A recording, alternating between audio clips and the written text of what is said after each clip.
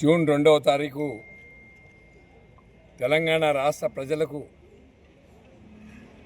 జీవితకాలంలో గుర్తింపు ఉండేటువంటి జూన్ 2 ఇది. 1969లో పోరాటాలు చేసి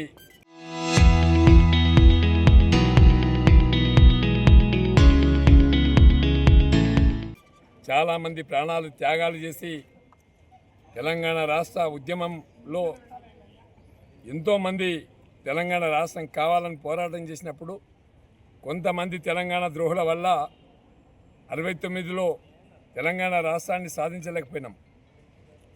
ఆ తర్వాత కూడా ఎన్నో ప్రజా సంఘాలు, రాజకీయ పార్టీలు తెలంగాణ రాష్ట్రాన్ని సాధించాలన్నటువంటి తలంపుతో పనిచేసినప్పటికీ ఆ ఉద్యమ స్ఫూర్తిని ఎవరు కూడా కొనసాగించలేకపోయినారు.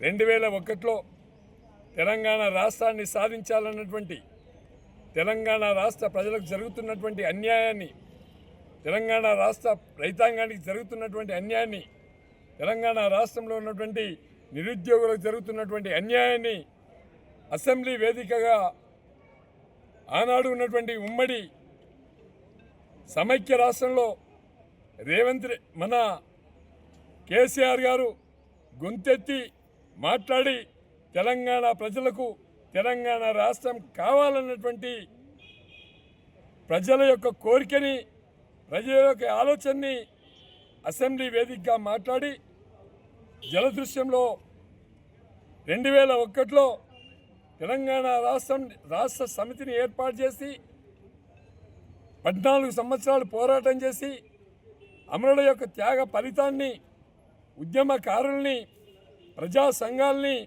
ఉద్యోగ సంఘాలని అందరినీ మమేకం చేసి తెలంగాణ రాష్ట్రం కావాలి అని చెప్పి అప్పుడున్నటువంటి కేంద్ర ప్రభుత్వం మీద ఒత్తిడి తీసుకొచ్చి తెలంగాణ రాష్ట్రం వచ్చుడో కేసీఆర్ చచ్చుడో ప్రజాస్వామ్యబద్ధంగా గాంధీ మహాత్ముని మాదిరిగా కేసీఆర్ గారు అమర నిరాహార దీక్ష చేపట్టి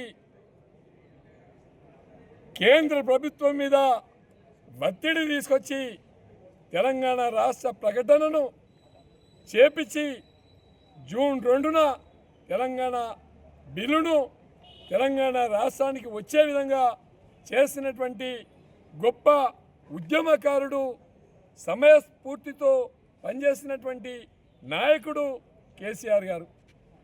2009లో తెలంగాణ రాష్ట్రం ఆవిర్భవించిన తర్వాత 10 సంవత్సరాల అధికారంలో ఉంటే కాళేశ్వరం లాంటి రిజర్వాయర్లు నిర్మాణం చేసి, దేవాదులు లాంటి ప్రాజెక్టులు నిర్మాణం చేసి, సీతారాముల ఎత్తిపోతల లాంటి ప్రాజెక్టులు నిర్మాణం చేసి, రాష్ట్రంలో పెండింగ్ ప్రాజెక్టులన్నీ పూర్తి చేసి తెలంగాణ రాష్ట్రంలో 1 కోటి ఎకరాల మాగాణి కావాలి, ఆత్మహత్యలు లేని రైతులు కావాలి, రైతులు రాజులు కావాలని పరిపాలించినటువంటి నాయకుడు కేసీఆర్ గారు. 10 సంవత్సరాలు సంక్షేమ రంగాన్ని తీసుకున్నా, అభివృద్ధిని తీసుకున్నా, ఇరిగేషన్ తీసుకున్నా, ఫార్మాలో తీసుకున్నా, ఐటీలు తీసుకున్నా, ఏ రంగాన్ని తీసుకున్నా ముందు వరుసలో పెట్టి గ్రామ రాజ్యం కావాలని మహాత్మా గాంధీ కన్నటువంటి కళల్ని, గ్రామ స్వరాజ్యాన్ని తీసుకొచ్చినటువంటి నాయకుడు కేసీఆర్ గారు. అనుకోని పరిస్థితులలో కాంగ్రెస్ పార్టీ కొన్ని అబద్ధపు హామీలు ఇవ్వడం వల్ల రాష్ట్రంలో అధికారం కోల్పోయినాక ఇవాళ రాష్ట్రంలో ఉండే రైతాంగం కానీ, యువకులు కానీ, ఉద్యోగస్తులు కానీ, నిరుద్యోగులు కానీ ప్రతి వ్యక్తి కూడా మేము తప్పు చేసినాం, కేసీఆర్కి ప్రభుత్వాన్ని తీసివేసి అని చెప్పి ఇలా మాట్లాడుకునే పరిస్థితి. ఇలా జూన్ 2 ఇలా రాష్ట్రంలో ఉన్నటువంటి ప్రజలందరూ కూడా మళ్ళొక్కసారి ఆలోచించండి, బయటకు రండి, ప్రభుత్వం మీద ఒత్తిడి రండి, కాంగ్రెస్ పార్టీ నాయకులు ఇచ్చినటువంటి హామీల మీద నిలదీయండి. రేవంత్ రెడ్డి గారు ఆయన తెలుగుదేశం పార్టీలో ఉన్నాడా, కాంగ్రెస్లో ఉన్నాడా? ఉమ్మడి తెలంగాణ కాంగ్రెస్ తెలుగుదేశం ఒక్కటైందా? కాంగ్రెస్, తెలుగుదేశం, బీజేపీ 3 కుమ్మక్కైనయా? బీజేపీ, కాంగ్రెస్, తెలుగుదేశం 3 పార్టీల కుమ్మక్కుతోని తెలంగాణ వాదాన్ని లేకుండా చేయాలి, తెలంగాణ ప్రజలకు నష్టం చేయాలనేటువంటి కుట్ర ఈరోజు రాష్ట్రంలో జరుగుతూ ఉంది. మళ్ళొక్కసారి తెలంగాణ ప్రజలు చైతన్యం కావాలి. మళ్ళీ ఉద్యమ స్ఫూర్తితో తెలంగాణ వాదాన్ని ముందుకు తీసుకొచ్చి మళ్ళీ కేసీఆర్ గారి ప్రభుత్వాన్ని తీసుకురావాలని చెప్పి నేను ప్రజలందరూ కూడా విజ్ఞప్తి చేస్తున్నా.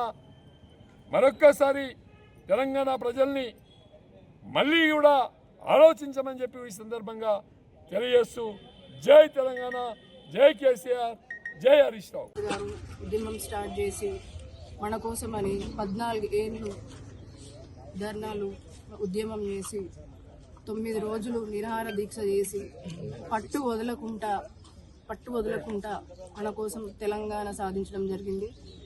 మన కేసీఆర్ గారిని మరియు అమరవీరులని మరియు ఉద్యమకారులని అందరినీ తలుచుకుంటూ ఈ రోజున మనం జెండాలు ఎగరేసుకోవడం జరిగింది.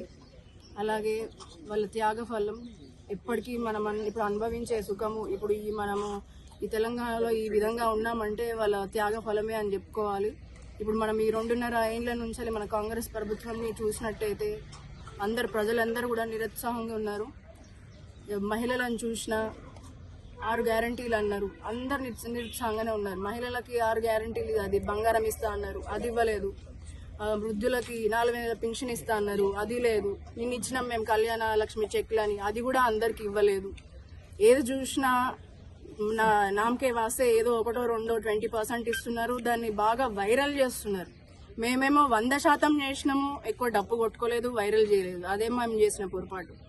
కానీ ఇప్పుడు వచ్చే రాబోయే కాలంలో మేము 100కు 100% కూడా పనిచేసి కేసీఆర్ గారిని, బీఆర్ఎస్ పార్టీని మేమందరం కరడు కట్టుకొని ఖచ్చితంగా 100% జెన్యూన్గా వర్క్ చేసి వచ్చేది బీఆర్ఎస్ ప్రభుత్వమే. కాబట్టి ప్రజలందరూ కూడా ఇప్పుడు ఉన్న డిఫరెన్సెస్ ఎలా చేస్తున్నారని గమనించి బీఆర్ఎస్ పార్టీని గెలిపిస్తారని కోరుకుంటున్నాం.